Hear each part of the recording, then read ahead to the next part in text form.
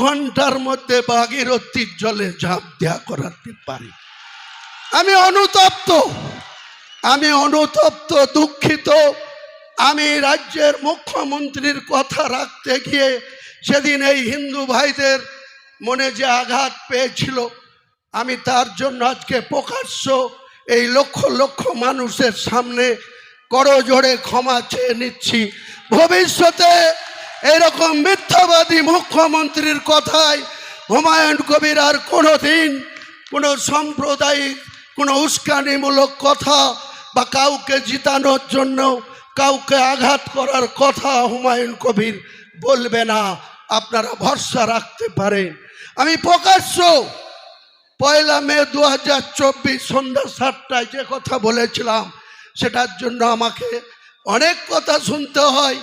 অনেক হিন্দু ভাইরা মনে করে যে আমি হয়তো সত্যি সত্যি হিন্দু ধর্মের বিরোধী বা সনাতনী মানুষের বিরোধী। আমি আমার লাইফে 63 বছর বয়স, 43 বছরের রাজনীতিতে কোনোদিন সংকীর্ণতা কি জিনিস, সম্প্রীতি বিনষ্ট করার জিনিস আমি মানি না। তাই সেদিন আমি যোগী আদিত্যনাথ যেভাবে মুসলমান সম্প্রদায়ের লোককে উল্টো করে টাঙিয়ে সিধা করার কথা বলেছিল, তার 24 ঘন্টার মধ্যে আমি বলেছিলাম, যোগী আদিত্যনাথজি, এটা ইউপি না, এটা বাংলার মুর্শিদাবাদে আমরা বসবাস করি। আমরা কোনো সাম্প্রদায়িক রাজনীতি করিনি, কোনোদিন করব না। কিন্তু আপনি যদি মুর্শিদাবাদের মাটিতে দাঁড়িয়ে আমাদেরকে উল্টো করে টাঙিয়ে সিধা করতে চান, আমি হুমায়ুন কবির মাত্র 2 ঘন্টা সময় নেব। নির্দেশ দিলেই আপনার এই বিজেপি করা হিন্দু কটাকে 2 ঘন্টার মধ্যে ভাগীরথীর জলে ঝাঁপ দেয়া করাতে পারি। যখন এই জেলার পুলিশ সুপার শ্রী সুধাকর সাহেব ছিল, তখন মিয়া গ্রামে একটা মুসলিমকে ঘোষ সম্প্রদায়ের লোকরা দিনের বেলায় 9টার সময় মার্ডার করে দিয়েছিল। সেই মার্ডারকে কেন্দ্র করে এলাকার মুসলিমরা 20,000 মুসলিম মুর্শিদাবাদ জেলার প্রশাসনকে বডি উঠাতে দেয়নি। আমি কলকাতার গড়িয়াহাটে ছিলাম, এসপিসি সুধাকর আমাকে ফোন করে ডাকিয়ে এনে আমি 20,000 জনতার সামনে সেই ডেড বডি উঠিয়ে নিজে বহরমপুরে পোস্টমর্টম করে এনে মাটি দিতে যাব। আবার বাধা দিয়েছিল মুসলিমরা। আমি নিজে মসজিদের মাইক ধরে তার লাশকে দাফন করে মাটি দিয়ে আসার লোক হচ্ছে হুমায়ুন কবির। তারপরেই যে ঘোষরা মার্ডার করেছিল তাদের বাড়ি কোনো রকম আঘাত করতে দিইনি। আমি নিজে গিয়ে তাদের বাড়িতে সান্ত্বনা দিয়েছিলাম যে যারা মার্ডার করেছে তারা পালিয়ে গেছে, তাদের পাশাপাশি গ্রাম, পাশাপাশি বাড়ি, তারা যেন সেই হিন্দু পরিবারের মা বোনদের উপরে কোনো টর্চারিং না করে, কোনো অত্যাচার না করে। তখন আপনার প্রশাসন কি করে? তৃণমূল এত বড় বড় কথা বলছে, হুমায়ুন কবিরকে গদ্দার বলছে, হুমায়ুন কবিরকে মুসলমান নেতা বলছে, মোল্লা নেতা বলছে।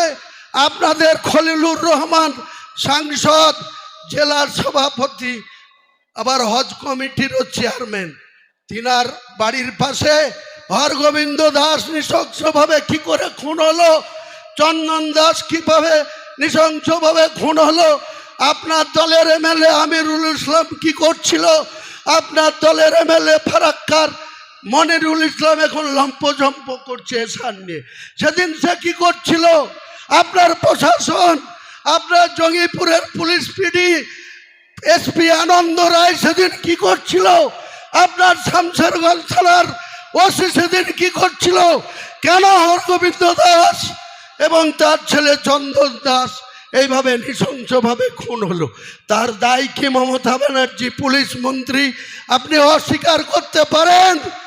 আপনি কখনো মুসলিমদের ভোট নেওয়ার জন্য মুসলিমদেরকে আরো বেশি বিপদে ঠেলে দেন। আজকে হরগোবিন্দ দাস, চন্দন দাস খুন হয়েছে, প্রকৃত যারা খুনি তারা কেউ অ্যারেস্ট হয়নি। আপনার পুলিশ 13টা তর্তজা যুবক যাদের 22 থেকে 30 বছর বয়স তাদেরকে আপনার পুলিশ চার্জশিট দিয়ে লাইফার করে দিল। 13টা ফ্যামিলি শেষ হয়ে গেল। হরগোবিন্দ দাস খুন হলো, তার ছেলে চন্দন দাস খুন হলো। সেটা যেমন আমরা কোনো মতেই মানতে পারি না, জঘন্যতম খুন, তেমনি এটাও আমরা বলবো আপনার ব্যর্থতা, আপনার প্রশাসনের ব্যর্থতা। বেলডাঙ্গাতে আজকে এনআইএ এসছে, আপনার পুলিশ তটস্থ হয়ে গেছে, ভয়ে ঘুরে বেড়াচ্ছে। আইসি বেলডাঙ্গা ভয়ে ঘুরছে, এসপি খোঁজ নিচ্ছে এনআইএ এসে কি করবে। 16 তারিখ জুম্মাবার ছিল। 16 তারিখে আমি আমার বাড়ি থেকে বেরিয়ে কলকাতার উদ্দেশ্যে গেছিলাম।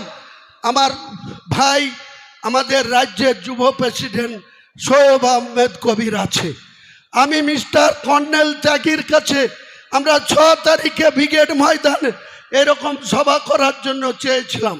6 তারিখের পরে 8 তারিখে প্রসেস করলো, কিছু কাগজপত্র চাইলো, এফিডেভিট চাইলো, সেটা 13 তারিখে দেওয়া হলো।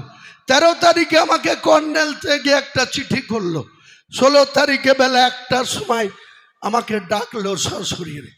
আমার জুম্মার নামাজ পড়বো এখানে বাবরি মসজিদে, তবু আমি ওখানে গিয়ে বিধানসভায় নামাজ পড়ে মিস্টার ত্যাগীর কাছে আমি শোয়েব কবিরকে নিয়ে গেলাম। তারপর তেনারা 6 থেকে 16 10 দিন পরে তেনারা বললেন যে আমাদের ডিপার্টমেন্ট থেকে 1 ফেব্রুয়ারি থেকে 20 মার্চ পর্যন্ত আমরা কোনো মাঠ আপনাকে না কোনো রাজনৈতিক দলকে দিতে পারবো না। আমার কাছে প্রমাণ আছে, ক্ষমতা থাকলে রাজ্য প্রশাসন প্রমাণ করুক। এখানে লিডার অফ দ্য অপোজিশন তিনিও বলছে বেলডাঙ্গার যে সমস্যা হয়েছে, যে রাস্তা অবরোধ হয়েছে, যে বিশৃঙ্খলা হয়েছে, তার জন্য নাকি আমার উস্কানি আছে। আরে আপনার পুলিশ কি করে? বেলডাঙ্গার আইসি কি করছিল? পরের দিন যখন আবার আনিসুর রহমান বলে একজন বিহারের গাজিয়াবাদে মার খেয়ে এখানে হসপিটালে ভর্তি, কে বা কাহারা রটিয়ে দিল যে আনিসুরও মারা গিয়েছে, আবার রাস্তা অবরোধ।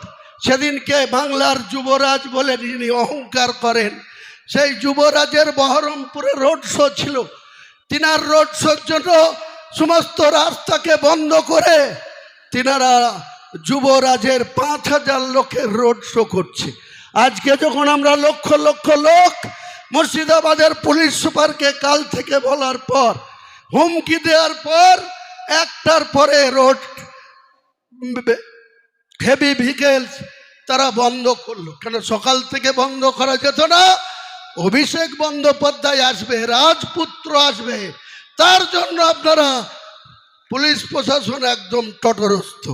আমি পুলিশ প্রশাসনকে ব্যক্তিগতভাবে কারো বিরোধী নই, কিন্তু আমি বলবো মুর্শিদাবাদের প্রশাসনকে, বাংলার প্রশাসনকে, এই মমতা বন্দ্যোপাধ্যায় 4 থেকে 9 একটা মাত্র সংসদ ছিল,